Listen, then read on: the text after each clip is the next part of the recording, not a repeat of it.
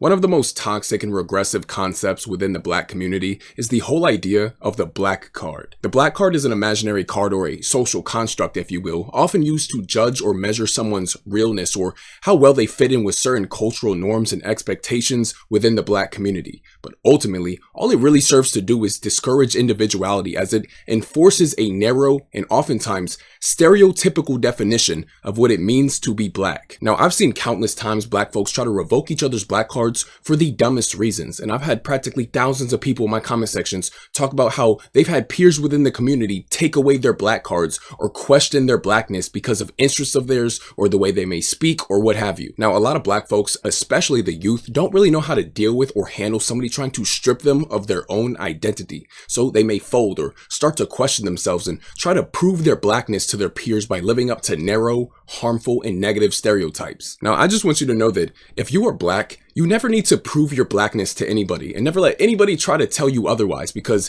as a Black person, nothing you say or do will make you any less Black, especially within the eyes of the broader society. Anybody who tries to convince you otherwise is trying to manipulate you. Don't ditch your interests or conform just because somebody said they're gonna take your black card. And today, I would like to show you an example of somebody who embodies this very idea perfectly. You can't take my black card. And why not? Not only am I clearly Black, but I have never once denounced my culture nor my affiliation to it. Well, why else? Plus, the idea of gatekeeping your culture to your own race is very self-destructive, considering it gets to a point where you have to perpetuate a stereotype to see who's actually Black.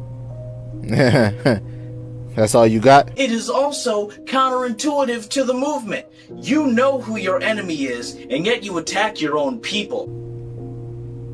Damn it. Second, and most importantly, if none of that convinces you and you still want to take my black card, nigga. Not gonna lie, I felt all of our culture's trials and tribulations when that N-word came out, bro. You're good. You're gonna have to pry it from my cold, dead hands.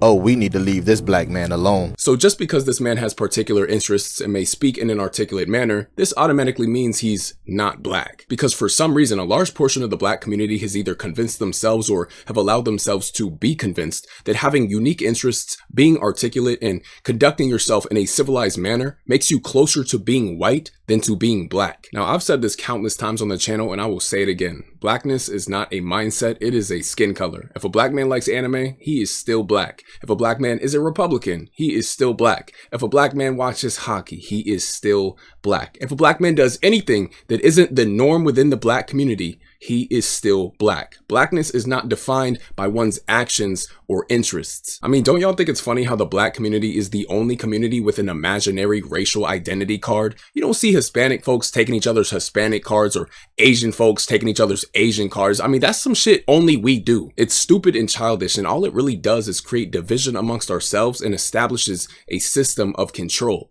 The point is to keep everyone thinking and behaving the same way, moving all in one direction like a herd of sheep. And if anyone dares to step outside of that, they're immediately attacked, shamed, and ridiculed. I mean, this isn't just about keeping people in line. It's about controlling their minds, ensuring that they conform to a specific narrative or set of expectations. By weaponizing this imaginary card, it manipulates people into policing each other, but those doing so are in no position to be doing so, and so it's done in the worst and most oppressive ways possible, making it harder for individuals to think for themselves or embrace different perspectives, or else they'll be disowned by their own community or will have their identities denounced. When you convince the Black youth and the Black community as a whole that one's own Blackness is earned through perpetuating stereotypes, oftentimes the negative ones, you begin to establish a low benchmark for identity. Normalizing the internalization and perpetuation of negative stereotypes can lead to internalized racism, where individuals accept and live out the prejudices against their own group. This can manifest in various ways, including the adoption of harmful behaviors or attitudes that align with these stereotypes. For example, the acting white accusation oftentimes associates civility, respect for the law, being well-spoken, or having unique interests with whiteness, and can pressure individuals to conform to more negative, stereotypical black behaviors to avoid betraying their own people or racial identity. I feel people tend to underestimate man's desire to fit in and be a part of the crowd. I mean, we are pack animals after all, and when the banishment of one's own community and identity is at stake, people are willing to do some crazy things just to be accepted. We also live in a society that constantly propagates black inferiority. In a society that frames black people as perpetual victims and white people as universally privileged, these narratives risk reinforcing a victim complex within the black community while sustaining a perceived hierarchy that positions black people as subordinates or inferior to white people. Many black people are actively reinforcing their own positions beneath white people by saying things like, "You sound white," to any black person who's speaking in an articulate fashion, because you're operating under the assumption that only white people can be well spoken and that trait is inherent to whiteness and not to blackness. Not just black people are guilty of this though, because these white saviors, most often found on the left side of the political spectrum, associate behaviors like crime, stupidity, and other negative behaviors and traits with blackness as well. And we see this with things like labeling mugshots as racist or labeling voter ID laws as racist because apparently black people are too stupid to figure out how to acquire IDs, and decriminalizing blatant criminal activity, all in the supposed name of fighting racism. This is peak white saviorism and a sneaky way of subtly associating these actions and traits with blackness. Anyways, by perpetuating negative stereotypes, black folks may inadvertently reinforce societal biases, leading to systemic disadvantages such as limited access to opportunities, increased discrimination, and so on. Examples of this are black folks following the lead of other black folks and engaging in the looting and stealing of their local stores and businesses. We've all seen the many videos that display this behavior, and the comment sections are always flooded with people saying usual suspects, well, 13%, and all the other trendy terms used to make fun of black people for being the main ones under the spotlight and engaging in this sort of behavior. The spotlight isn't there for no reason though, because these crimes are being disproportionately committed by black people in this country. And the statistics within predominantly black communities compared to every other community within our nation tells us this. And poverty isn't all you can blame it on, because in poor Asian and white areas, these crimes still occur far less frequently. These statistics aren't racist. They're true. It may be an inconvenient truth for many, but they're still true nonetheless. My own lived experience living in predominantly black and minority communities practically my whole life also reinforces my belief. The more these crimes occur at a disproportionate rate, the more it will be recorded and published onto the internet for the whole world to see, which is a big factor in what helps give birth to these trendy phrases like well, and usual suspects. This is an example of the reinforcement of societal biases or negative stereotypes. See, after this, these stores may begin pulling out of predominantly black neighborhoods because they're tired of the constant looting or don't want to risk being looted, and other businesses may outright refuse to open up in predominantly black areas for similar reasons. There's a fine line between racism and a cause and effect though.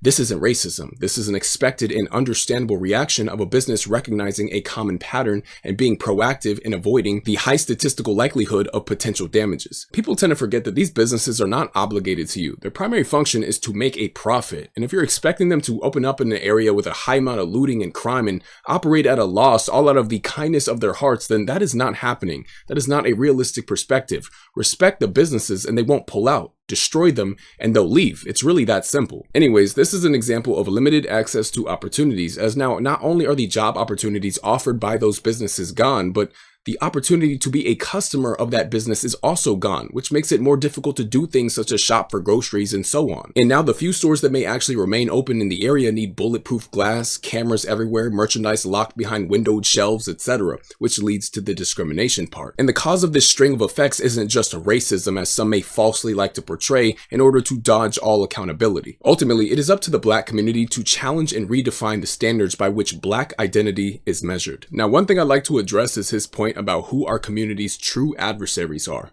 I think he is 100% correct. I voiced these same sentiments on this channel quite a bit, and I've been attacked relentlessly for it. And it's just funny to me how many people don't actually understand the black perspective. Not all black people share this perspective, of course, but it certainly is quite common. When I say I'm not a Republican or a Democrat because I believe both parties are just two sides of the same coin, and I believe their allegiances are with the dollar and not the American people, and that both parties are ultimately run by elites who prioritize the well-beings of their business interests and donors over the well-being of the common man, who whom they're totally out of touch with. It's oftentimes white people who flock to my comments to call me a fence sitter or a pseudo-intellectual. If rejecting blind allegiance to either party and questioning a system that is clearly driven by corporate interests makes me a fence sitter or a pseudo-intellectual, then consider me so. But I just can't imagine being so painfully naive. See, it's easier to dismiss someone with labels than it is to address the actual points being made. And the reality is that our political system prioritizes profits over people. Why should I pick a side when neither side serves the common good? Both sides of the fence are a complete joke, and when I look around in my own neighborhood, this is evident. If you are white and you're calling a black person a pseudo-intellectual for distrusting politicians and the government, you're not only showcasing that white privilege the left is always on about, but you're also revealing a gross ignorance of history. I'm sure it's easy to dismiss someone's distrust when your community has endured generations of systemic destruction, sabotage, and betrayal by the very institutions you're criticizing them for not trusting or wishing to take part in. I believe if anybody is a pseudo-intellectual, it's those who froth at the mouth and fight tooth and nail over which jabbering puppet being controlled by billionaires and elites gets to stand at the podium and pretend they give a shit about them next. Like, do you truly think a goddamn billionaire gives half of a singular fuck about the well-being of Bart from the slums of Louisiana? Hop off Reddit and join us in reality. You are a fool fighting for crumbs, and the people in control all play for the same team, the elite class, and that team is laughing all the way to the bank. I've said this before, I don't think the Democrats are going to solve our problems, and I don't think the Republicans are going to solve our problems. I think we need to solve our problems.